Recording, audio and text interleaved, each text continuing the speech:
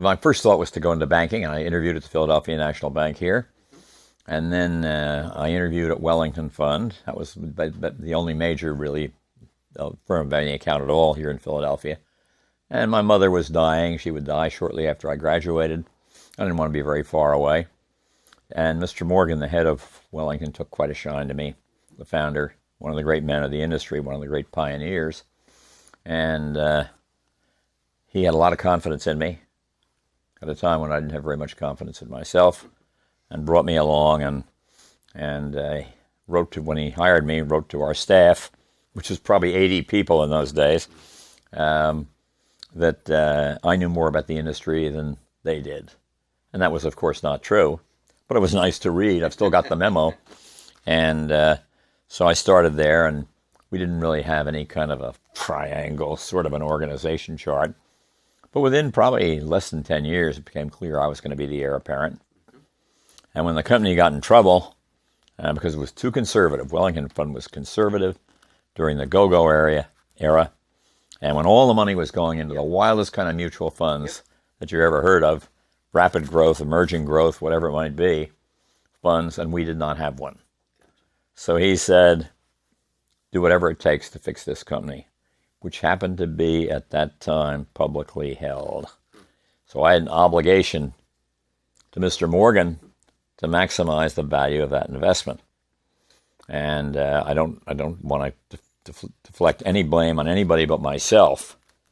It was my decision to do this merger with a firm that did three things. Brought us in new managers. Wellington Fund was faltering. Brought us in a go-go fund called iVest Fund, and brought us into the pension management business. It was a small firm, very small firm. It was often said that the mouse would swallow the elephant at this time. But I had confidence that these four managers, four partners, would be eternally good managers. There is no such thing. Everybody comes and goes. And reversion to the mean. You're above average, you're going to go back to below average, and then finally settle in around average. Unless you mess things up, in which case it's much worse. And so the merger was a huge success for 4 or 5 years.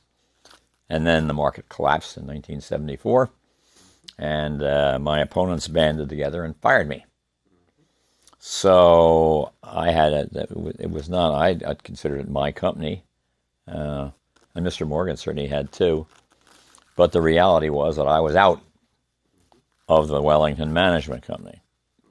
But I was still in as chairman of the board of directors of the mutual funds. And they have a slightly separate board. All my rivals were sitting at every board meeting, or there were about 3 out of the 12 board members probably. And the board was quite evenly divided as to what to do. They had some respect for me, but I'm fired. There's never been a split between the management company and the funds like this before, nor ever will there be, I guess, again. But I decided that that was the place I wanted to fight. And instead of, I looked at other opportunities to maybe buy into a mutual fund business, very cheap in those days, I didn't have any particular resources, or to get a job with another firm, but nobody seemed to be particularly smitten with my talents, after my stupidity particularly. So I decided I would try to persuade the directors to take over the mutual fund business from Wellington Management Company, and basically unscramble that omelet that I'd created 8 years before. The directors would not go that far.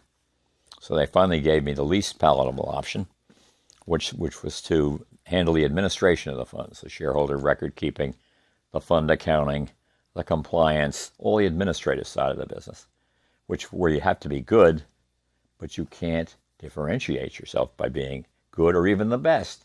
Everybody gets to do those things well, sooner or later.